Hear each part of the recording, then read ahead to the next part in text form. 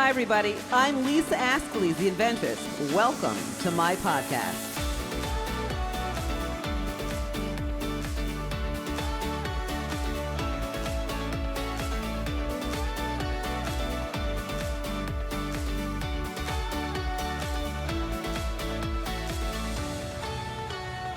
Hi, everybody. I'm Lisa Ascoli, the inventress. I'm here with my beautiful daughter, Brittany Ascoli. Hey, everyone.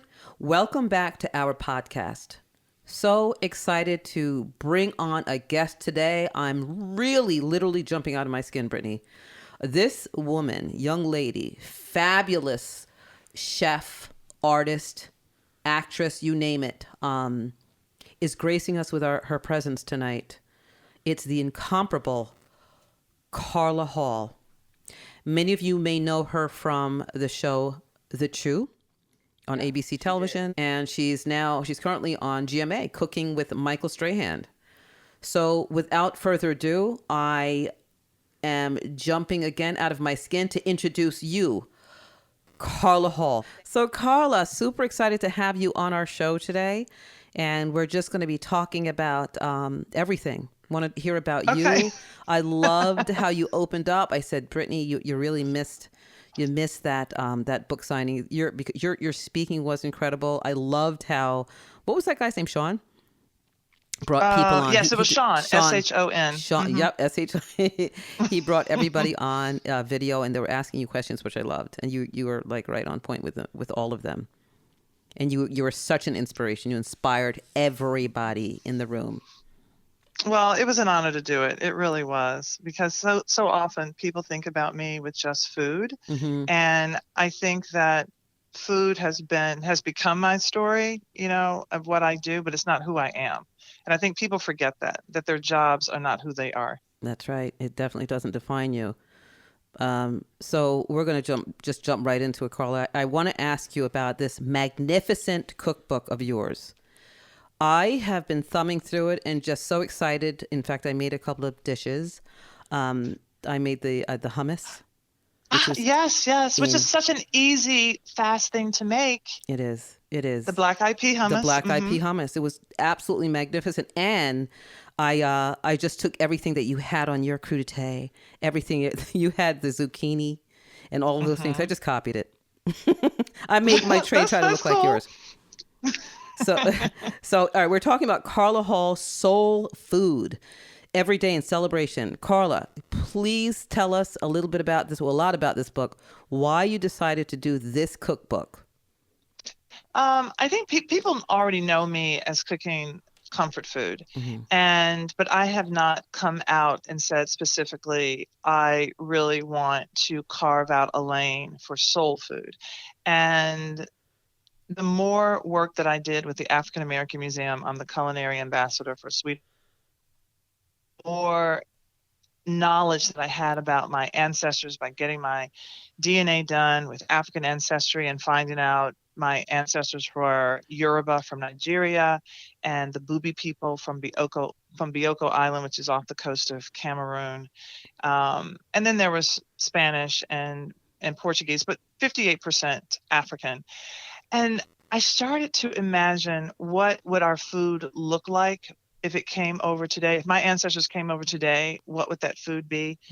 Because I felt like soul food, when I heard people talking about it, it was like, oh, it's unhealthy, or, it's just fattening and it's heavy. And I just kept saying, but that's not how it always was. And I think that those celebration dishes that I love, and when I go to a meat and three or a soul food restaurant, those are the dishes that I want, but I don't eat like that every day. So I wanted to also explore the other side of the coin. What were the everyday dishes? Because people weren't killing their chickens because they needed them for eggs. And also chickens were actually raised, or they became birds for eating, but they weren't always that way. So again, using my imagination to sort of open up this dialogue and to show soul food as a cuisine, the formative cuisine of American food, just like there's Italian food and Indian food and Chinese food. They're soul food. Now, what is the real root of soul food? We talked about that a little bit. What is soul food? Well, for me, soul food is the food that comes out of the Black experience, the African American diaspora, the African diaspora. And the name soul food came from people wanting to name it in the late 60s, 1968, sort of like in that the Bible Belt, that Delta region, Tennessee, Mississippi, Alabama, that food. But that food started way before that. And when people ask me what's the difference between Southern food and soul food, being that I'm from Nashville, so I've seen both and I've had both, and it's simply Black cooks. And I make the analogy between a hymn and a Negro spiritual. Yes.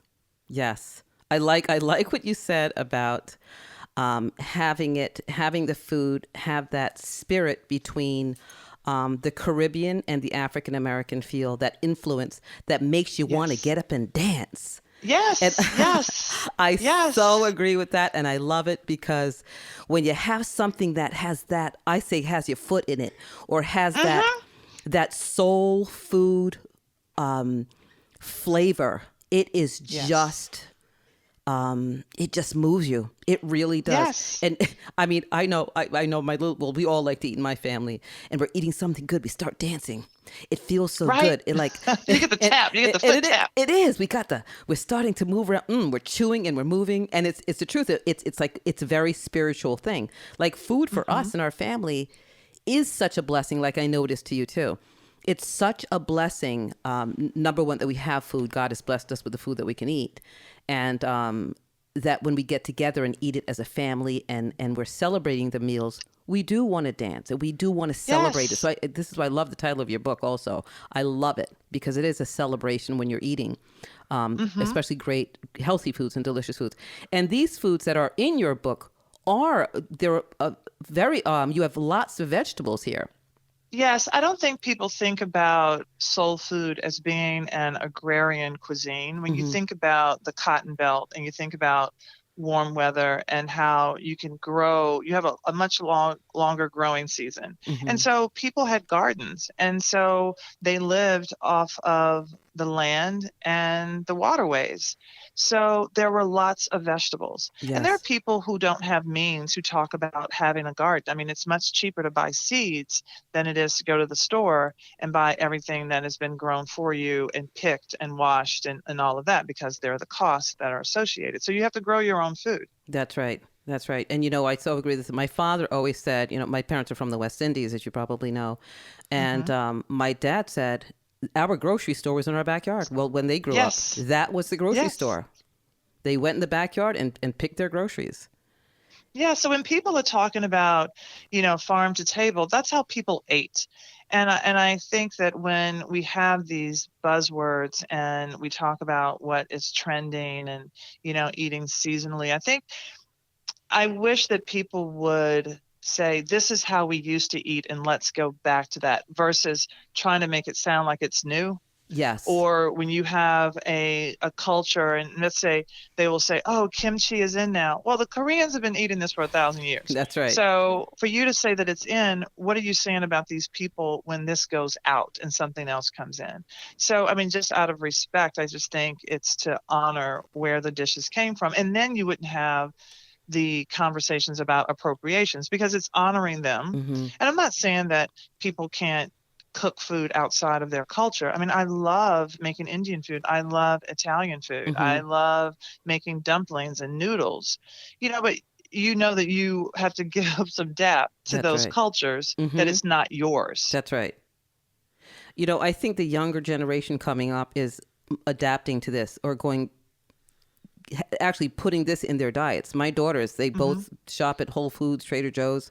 They're growing up with a healthier lifestyle, and this cookbook is really resonating with everybody. But I see the younger generation also holding on to this. I went through this with both my daughters and my son, and they're like going crazy for it. So this is going in everybody's stocking. I love it. I actually I love it so much. And Carla, I don't cook at all. Yes. Which I'm trying to. It's not that I don't like it. I just rather scrub the pot than clean, than cook in the pot. Right. And that's okay. Yeah, and my sister is an amazing cook. Like, she is so, so good. But, I live with my boyfriend, and he does most of the cooking. But, if he comes home late, I do want to cook. And, I always go to my mom for recipes because she's a really good cook as well.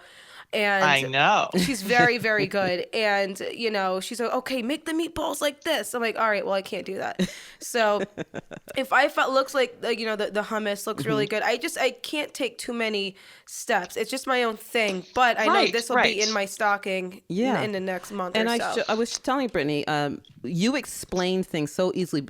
We had a couple of college kids come on, to your book signing. And they were asking about quick meals because they're in college dorms. And you explained one of the things that you said. Oh, it was eggs and broccoli. I think you were. Yes. Tell Brittany about that. I mean, that was the most incredible. I think I made that the next day, actually, or the day after. Tell Brittany about that recipe. Well, I mean, I think that people don't think about the easy things that they can do and to shop from the salad bar, because you don't need to buy a whole head of broccoli when you're just cooking for one. So it may be a little more expensive, but you're also going to waste less. Mm-hmm. So if you look at the salad bar, you're going to get a little broccoli. Maybe they have some cheese on there that's already shredded. Mm-hmm. That you're going to get 2 ounces of cheese versus 8 ounces of cheese that you have to grate yourself. And so there are things that you can do. Get those packages of ramen noodles and throw away that seasoning packet. Mm-hmm. And then, use those noodles and then put things in the microwave, make a quick peanut sauce with peanut butter, because of course you have that because you're going to do a peanut butter and jelly. Who wouldn't? Mm-hmm. And then you put a little sriracha in there and some lime juice, a little bit of water, and you have a sauce that you're going to put on those noodles. That's that incredible. sounded so easy, but when I'm about to do it, I'm like, where's the peanut butter? Like, I really have to just get my act together. You mean like what aisle is the peanut butter in? Yeah, like it's in the jam aisle. Where's the jam aisle? Like, okay, so that's the aisle with the honey, and that's also I know the grocery store like back. I mean, most grocery stores follow a system, Mm-hmm. but you just look up there and you're like jams and jellies. It has a little sign. Oh, I think Brittany just likes John. You know what I do? No, you know what we do? We go in and out of each aisle. Like, okay, we need this. All right, so we're in there for like an hour or so, just because we're going in and out of the aisles. But no, I really gotta. If I want a family, I really gotta step this up. You gotta step it up, Brittany, and you gotta. I know. Use Carla's book. Yes. It's real Okay. So simple. Brittany, you know what my grocery list looks like? My grocery list looks like meat. It's by the aisles. Mm-hmm. Produce, everything in the produce, and then it's canned goods, but it would be so canned vegetables versus tomatoes, because where the tomatoes are is where the pasta is. Mm-hmm. And then you would have the condiments, and then you'd have the spices, which is on the baking aisle. So once you start shopping, you get to know that. But the idea is to shop around the perimeter of the grocery store, because that's where all the fresh stuff is going to be. Right. That's smart. That's very smart. I love that. And, getting back to the cookbook, you have everything in here. You have desserts. You have full meals. You have appetizers. You've got drinks. Are these everyday drinks, Carla? I mean, and they look very, very simple. A lot of those are everyday drinks. And the way, they can be everyday and celebration. I have a mango frappe in there.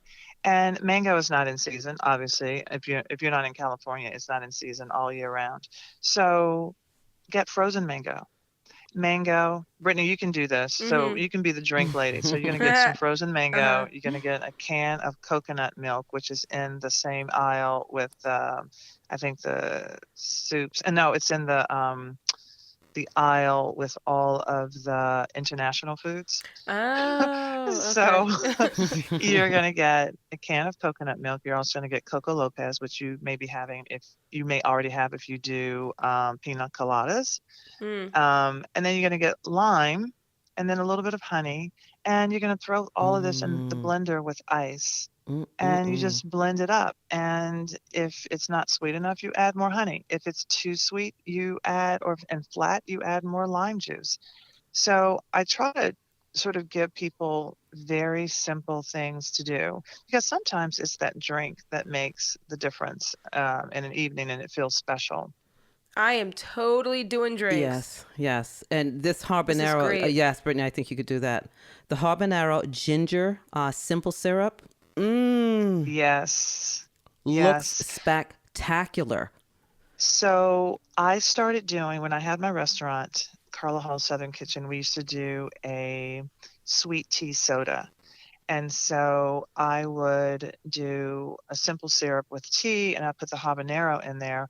But with this is an actual sweetener. So if you have iced tea, straight up iced tea, especially chai would be delicious. And Mm-hmm. you add this, and that spicy habanero pairs so well with the spices and chai. And then you eat it over, you drink this over ice, add some sparkling water if you want. Boom. Mm-hmm. I'm doing Yep. this one. This looks delicious, refreshing, and easy to make. Now, hmm everything in this cookbook looks very, very simple. The only recipe that's probably more challenging, it's not that it's challenging, it does take technique and it's involved, Mm-hmm. and that is the banana pudding. Because this is the banana pudding that I had been making at the restaurant, and I just thought that it is worthy of a celebration. Mm-hmm. And so I have you making the shortbread, but if you don't want to make the shortbread, you can buy it. I have you making the custard, the vanilla custard. And if you don't want to make it, you Mm-hmm. can use a box of vanilla custard. And then for the milk, you can mash up your own banana. So there are shortcuts that you can take. The shortcut that you cannot take if you do want to go that extra mile Mm-hmm. is the meringue. And I show you how to make a meringue, and then you're going to finish the meringue with a little bit of vinegar and some Ooh. lime. Ooh. And the meringue should be delicious. I feel as though a meringue should not just be a fluffy white thing on top of a pie or something, right? Mm. It should just really be delicious. And what makes it delicious is some kind of acid or Mm-hmm. citrus. Okay. No, I've never made meringue. I've never, I do my bread pudding. I, Yes. there's the two things I make, Carla. I do a tiramisu. I do the bread hmm pudding, and every year I do the eggnog, which you had both, I think. I You've had had to, the yes, eggnog I and the bread did. pudding. I did. And they were delicious. But there's gonna be a twist because I'm using this cookbook to cook this Thanksgiving. And I don't follow recipes, but your recipes are so easy to follow. This is going to be on the table. A lot of the But stuff you is know going to be what on the I table. think, because you do cook, and Mm-hmm. Brittany, you don't cook, so you'd want to follow the recipes. But I think that for somebody who cooks, I have a lot of cookbooks, but I use them as inspiration. Mm-hmm. And so it's just that one thing that you may see differently that you'll use on something that you already know how to make. So if you're doing your tiramisu and you're like, oh, I just want to do something different with this tiramisu, Mm-hmm. and you decide to do a meringue, and now what you're going to do is dissolve a little bit of espresso powder or have your liqueurs in that meringue. And then you put it on top Nice. of that meringue and you fire it with a torch, and so you get some of that char. So that's also how you can use the book. Nice. Is that like creme brulee? Is that how you make creme brulee? Yes, yes, with the Okay. torch, and the sugar. But it's Okay. not a meringue, but it's the sugar that you put on top of a baked custard. I see. I see. Now, I want to get to a little bit of your journey. You've Yes. been on the True, incredible. How many seasons was that, Carla? It was 7 seasons and about 1,500 shows. Unbelievable. 1,500 shows. Yes. Amazing. That's like a Amazing. cup Talk of about getting in. coffee. Fifteen I know. hundred. Wow. It's like a cup of coffee. So, but prior to that, we got to talk about how you got to the True, how you got on Top Chef. That's an amazing story. Would you mind sharing some of that? No, so I was catering, Mm-hmm. and somebody had called me about, the production company called me, but they had a tip to call me from the woman who was the president at the time of the Dame d'Escoffier, which is an organization of women in the hospitality and food Mm-hmm. industry. And I was totally unaware that they were calling me. But that same day, my sous chef said, I had a dream you were on Top Chef. Mm. And so when I got the call, I thought they were punking me. So I'm like, I'm not going to call them back. The last laugh is mine. So I eventually called them back, and I was like, what? And I had to fill out this crazy long application. And it was a couple of more interviews and all of that. And I had to come out to LA, and it was all cloak and daggerish. And then they called me and said, you've been selected to be part of season 5. And I had just watched the 4th season, so I didn't really know the show. Mm-hmm. And I just went on as a personal challenge. But how crazy was that you got the call? It was crazy. I remember them calling and they said, are you somewhere you can talk where you're by yourself? And I just sort of turned and went to the corner of the room and I said, yes. Okay, go ahead. Yes, I'm somewhere I can talk. And they were like, you've been selected. And I wanted to scream, but it was such a secretive cloak and dagger operation that I didn't tell anybody. Oh, and as a matter of gosh. fact, the people that I worked with, I told them that I was going to the Bahamas to work because I had clients in the Bahamas. So, and I had gone away before. So that they're like, okay, you're going away. I said, yeah, I'm going away. You won't be able to reach me. But and for how long? I went away for 6 weeks. It was 6 weeks, and I only got to call my husband twice. There are no books allowed. They go through your luggage. They make sure that you don't have cell phones. There are no newspapers. There are no books. You can take a Bible. I had Awakened to a New Earth by Eckhart Tolle, so that was my spiritual good for you. piece of literature. Mm-hmm. And then everything is off the top of your head. There's nothing. And I got crazy. so you're sequestered and Wild. you're living with the other contestants. And I got to talk to Matthew twice. Oh my gosh. So you could not speak to the outside world because the show was going to be launching in how many weeks? Within the 6-week period? No. It wasn't launched because after that, it's a few months before they launch it, because then they take all of that footage and then they edit it down, best, with some foreshadowing, because that's what they do. And yeah. So that's amazing to me. That's getting crazy, jump out of your skin moment that you can't share with anybody else. That must have made you nuts. So then leaving the show, you went back home and you were still not able to disclose anything. I'm sure you were under a non-disclosure. I was under a non-disclosure, and there was a $1 million clause in this non-disclosure. And all I knew was I didn't have $1 million. So, you want to keep a secret, you tell somebody, you have them sign something where they can come and ask you for some money afterwards. So I didn't even tell my husband. As a matter of fact, we would have these watch parties. And I remember when I had won tickets to the Super Bowl. And so we were there watching, and I had a little fake ticket to the Super Bowl. And he was watching. He was like, what? And I just, in that moment, handed him those fake tickets. And he and my stepson Noah went to see the Super Bowl. Wow. He was like, you didn't tell me. I'm like, I didn't have $1 million. Gosh, Carla, that's incredible. That is incredible. Now, so from there, other things transpired. Yeah, so from there, the first Top Chef, I went on to cater. And then it was incredibly hard. I think people think, oh, you're on this amazing show, and now your life is going to change. But I call it the Oprah Winfrey effect, because fast, rapid change is not always good or sustainable. Yes. I mean, and you talk to people who've won the lottery. Well, I don't know anybody personally who's won, but you hear about them going into bankruptcy. So what happened after that?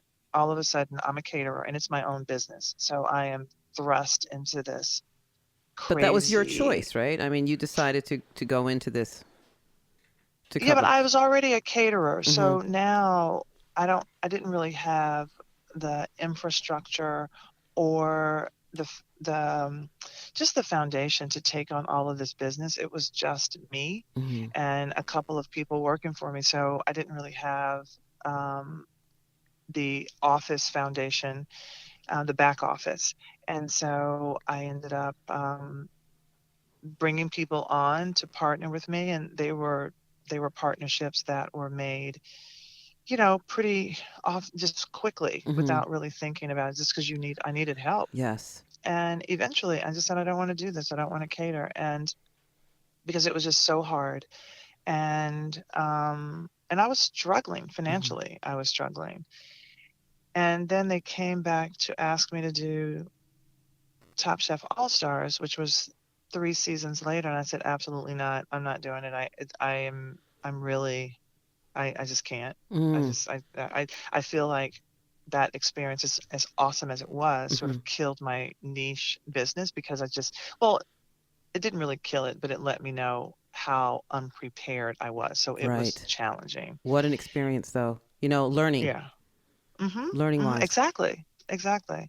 So then I did AllStars just to tell people. They said, make it part of your business, but they called me several times,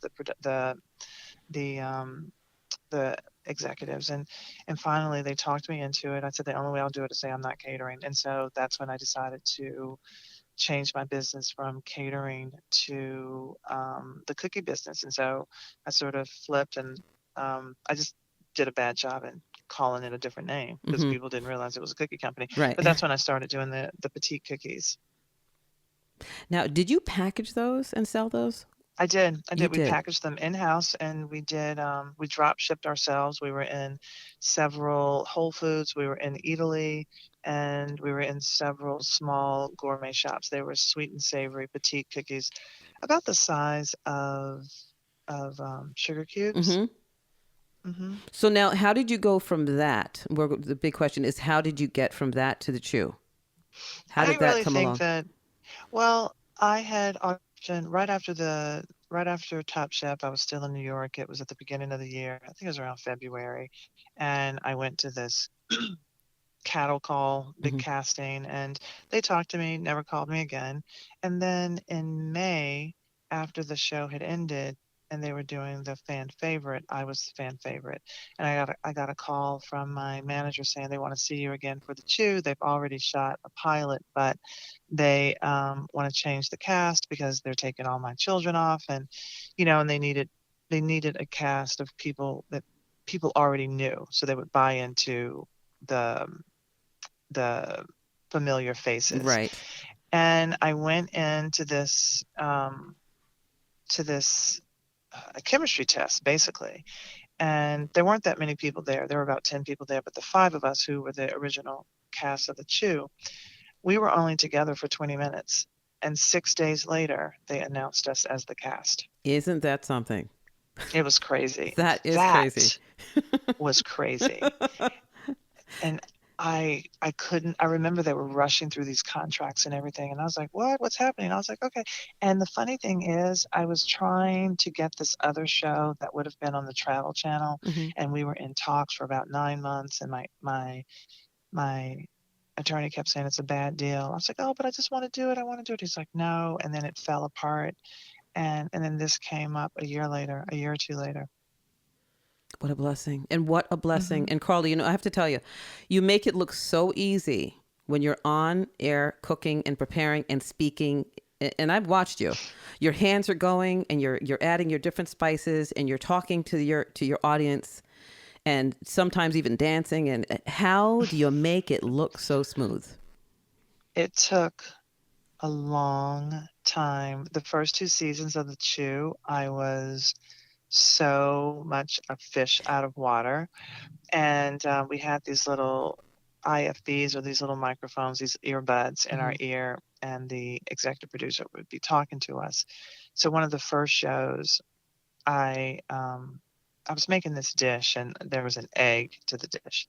And in my ear, I just kept hearing egg. And I'm like, what? Egg. And so I started saying egg. He would say egg. I would say egg. He said egg. I said egg. Egg. That's egg. great. And Michael Simon was like, okay, Kurt, he grabbed the egg and put it in the pan, and they teased me about that for years. But my thing is, can I get a word like get egg? Don't forget egg. What about egg? Crack egg, egg pan. Pan egg, pancake egg. Oh my Exactly. gosh. Exactly. It was hard. I'm telling you all, it was so hard. I thought I was going to get fired. I refused to move out of my apartment, which was temporary housing. Mm-hmm. I had no furniture, and I didn't feel secure. I had this imposter syndrome. I was miserable. I was miserable. I tell you, for 2 years, For and two I loved years, for 2 years, and no I one would have loved known my it. job.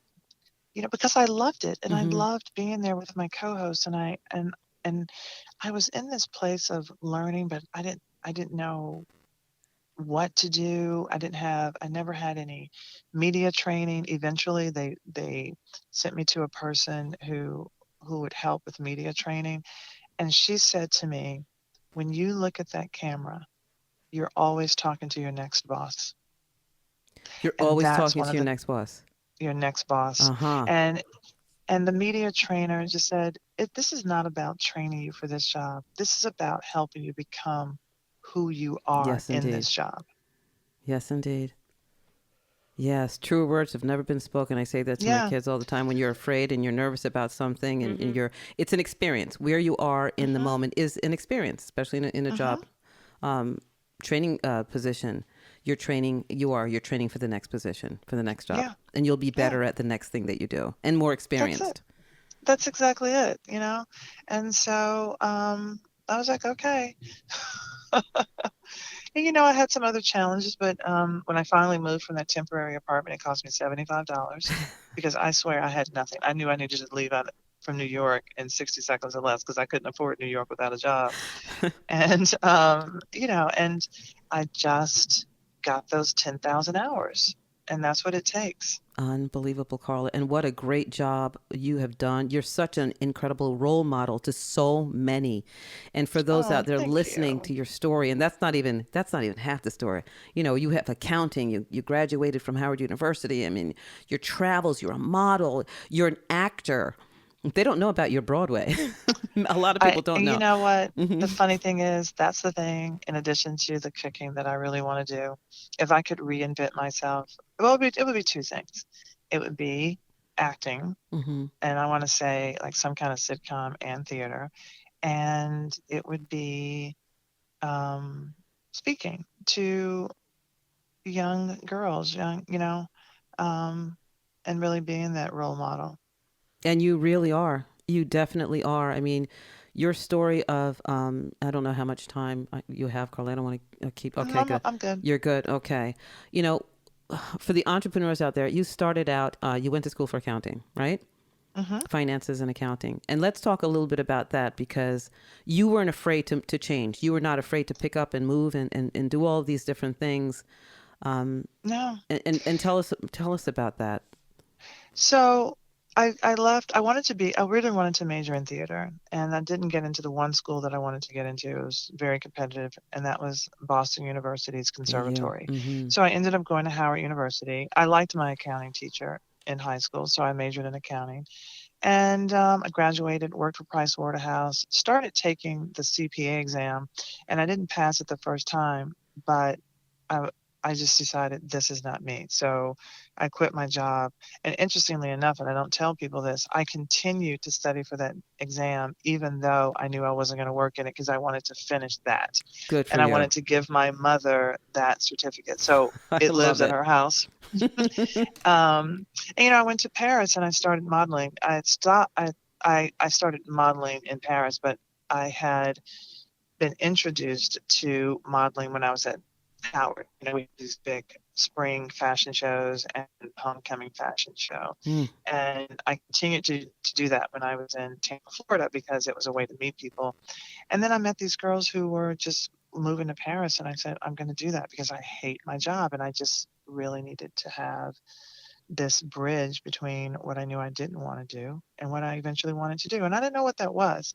And so I was ready for an adventure. And the other thing was I was afraid of failure. So people think, oh, you're so brave. No, I was afraid of, I really wasn't. I was afraid to stay and fail at that job that didn't feel right, and it didn't Yes. feel like me. So I was I would rather run into the unknown than stay in what I knew I was afraid of. And that sounds crazy And when I that's talk brave. about it. That's very brave, Carla, to do that. You're fearing failure, but you're running into a space, like you're saying, that the unknown.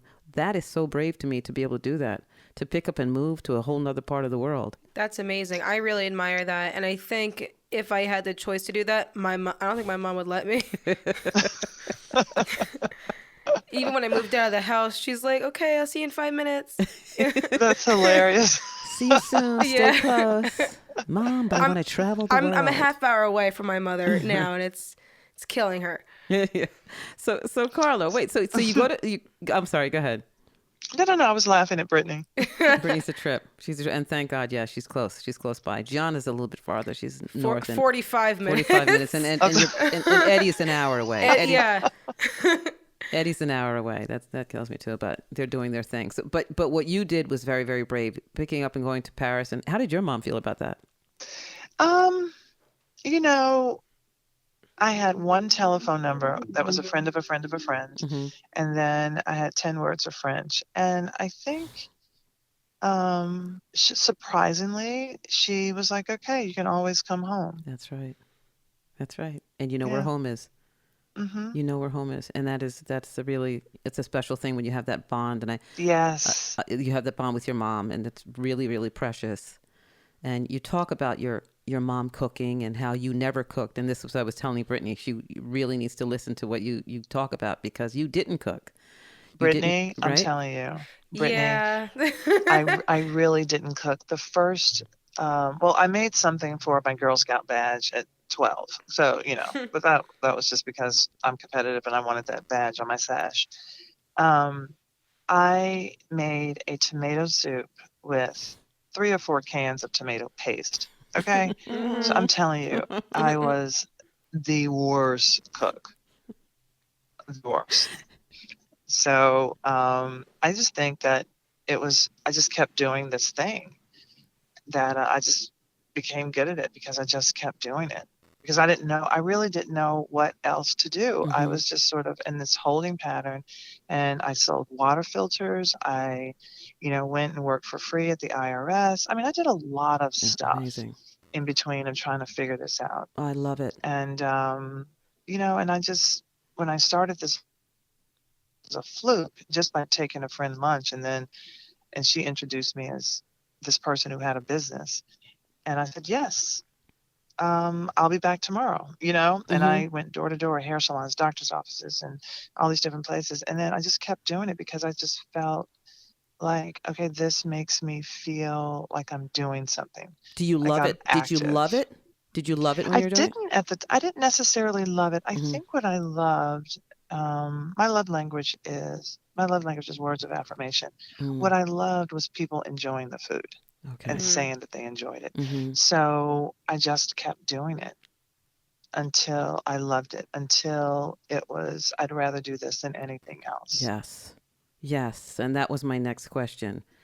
What is I know you like acting and speaking and all that. What is the one thing, if there's one thing that you could do forever for the rest of your life, what would that be? I absolutely could not answer that question. You couldn't. I think because I have this long list of things that I always wanted to do, I would need the flexibility to do other things. Yes. I think there are many things that dovetail and take you. I would not want to choose. I really couldn't. I couldn't choose. And I don't think anybody should. I mean, there's so many dimensions to all of us, especially us women, that there's so many gifts that God gives us and so much that you can use and so many things. And we can, we just can. We can use our hearts and be free to do all of the things that we really want to do. And it's amazing that we can do that. Exactly. You have to remind yourself every day that you can. You can do anything you want. Anything you set your mind to, you can actually do. And I think the thing that to also remember is there are no wasted talents. So when people are going to school and they think they're going to have this whole big plan and it doesn't work out and then they end up doing something else and it's just zigzag, they will get to a point where every single thing that they were picking up along the way, they're going to use. Yes. Absolutely. I Yes. completely agree. And my mom, I don't know, Carla, if you know, my mother has so many hats. It's from being a dental hygienist or technician. She had her own cleaning business, inventing things. She had her own party planning company. Like, can you do this? Yeah, I can do that. Like, Right. like I admire so many women that can do XYZ, and I'm walking in her footsteps. I've done so many crazy different things, and it's just so inspiring hearing it from my mom, hearing it from you, from not cooking to modeling to acting. It's inspiring in any age, especially women now. Especially women of color and mixed women like myself. It's good to hear, and it's good to be reminded that we can do whatever we want. Anything. And you can't stop us. Right. And I think the other thing to remember, a lot of the things that we did and the way that we accumulated this big list is because we had to do them. We didn't have the luxury of saying, I don't do that. Right. Because right. it was either do it or not succeed. That's or right. not move on or not get money or not get paid or, you know what I mean? So you just say yes and then you Say figure it yes. out. And that's why my 6-word novel, Say Yes, Adventure Follows, Then Growth. I love it. I love that, Carla. I love that. And you really are an inspiration to so many people out there listening. And that's why I'm so happy that you're with us today and you've come on the show. And there's so much more I want to ask you. I know time is fleeting. But Carla, it's been I'll just have to come back. Yeah, please do. It's been such an incredible pleasure having you on the Inventress podcast with Brittany Askeles and John here in the background looking over. Listening to make sure things are going So there's right. the only thing that is left to do. One day we will have biscuit time. Oh, yes. And will you make biscuits, Carla? Oh, yeah. I ask strangers to make biscuits with me. Oh, let's do great. biscuits. Yeah. Yeah, well, let's We'll do definitely biscuits. do biscuit time. We'll have Okay. a slate of time, make some biscuits, sip some tea. Or I'll some make these- the drinks. Brittany will. That's Brittany right, will- Brittany. You make the drinks. Brittany will make the drinks. Carla, it's been such a pleasure. Thank you so much for visiting with us tonight. And You're I can't welcome. wait to make these recipes. And you're the best, Carla. Thank you. You're the best. So everybody, please pick up a copy of Carla Hall's Soul Food. Listen, every day and celebration. All right. Thanks, Carla. Thank you all so right, much. Carla. Huge hugs. Yes, All right. hugs. Until next time, sweetheart. Yeah, we'll play in Okay. biscuit time. We Okay. will. We're there. Bye-bye. All right. Bye. Bye-bye. Thank you again, Carla Hall, for coming on our show. You are, again, such an inspiration. For those of you listening out there, please go and purchase Carla Hall's Soul Food Everyday and Celebration Cookbook. She's amazing. The recipes are so easy to prepare. And you can definitely find this on Amazon, Barnes & Noble. But definitely check her out. It was such a pleasure. She was amazing. Wasn't she, Brittany? She was so cool. Just amazing. She was so easy to talk to. She's a beautiful woman. Funny, just very down to earth. She is. And she's all the things we talked about. She's an actress.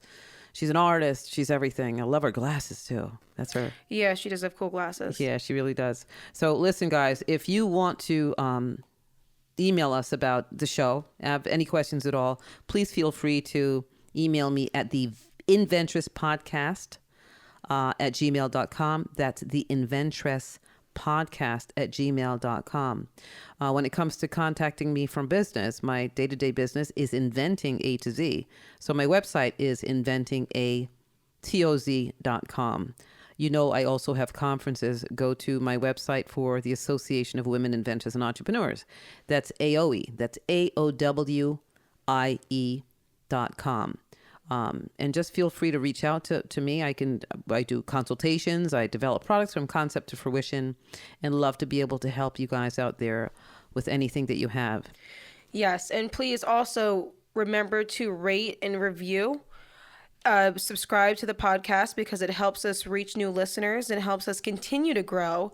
So if you want to help us, don't forget, please, to rate and just review.